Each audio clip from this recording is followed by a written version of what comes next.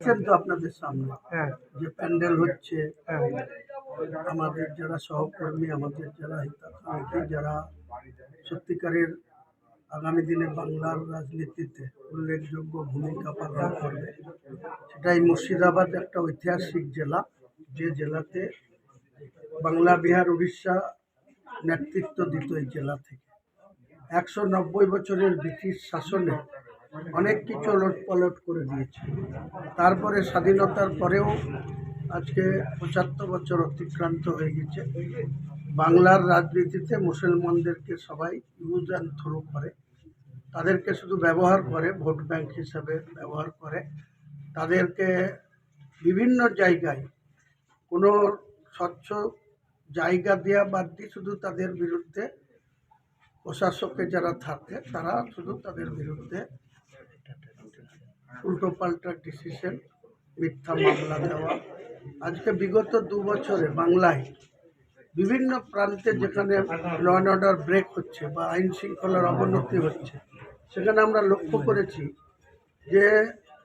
যে মারামারি ঝামেলা যেগুলো হচ্ছে, মরছে কে? মুসলমান। মারছে কে? মুসলমান। কেস খাচ্ছে কে? মুসলমান। মুসলমান তো বিশ্বের এতগুলি দেশে বিলং করে। ভারতবর্ষে 40 কোটির উপর মুসলমানের বসবাস। বাংলাদেশের মুসলমানদের সংখ্যা কত? 19-20 কোটি। পাকিস্তানের কত? 25 কোটি।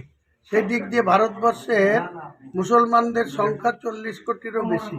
এই বাংলায় 4 কোটি 26 লক্ষ মুসলমানের বসবাস, 2 কোটি 82 লক্ষ ভোটার।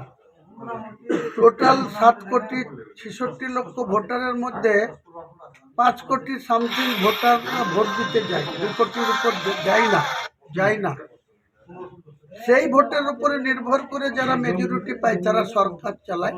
সেই সরকার চালাতে গিয়ে শুধু মুসলমানদের অর্থনৈতিক দিক থেকে পিছিয়ে দেয়া, শিক্ষা থেকে পিছিয়ে দেয়া, তাদের অর্থনীতিকে দুর্বল করে দেয়া, তাদের মধ্যে হানাহানি, ঝামেলা, মারামারি লাগিয়ে রাখার কৌশল, এগুলা থেকে আগামী দিনে আমি গোটা বাংলার মুসলমান ভাইদের কাছে এই মুর্শিদাবাদ, ঐতিহাসিক মুর্শিদাবাদ থেকে আমরা বাংলার রাজনীতির যে মেরুকরণ করব, তাতে আগামী বিধানসভা 2026 সালে সেই বিধানসভায় বাংলার মুসলমানরাই বাংলার গদিতে কে মুখ্যমন্ত্রীর তত্ত্বে বসবে, তার নির্ণায়ক শক্তি বাংলার মুসলমানরাই।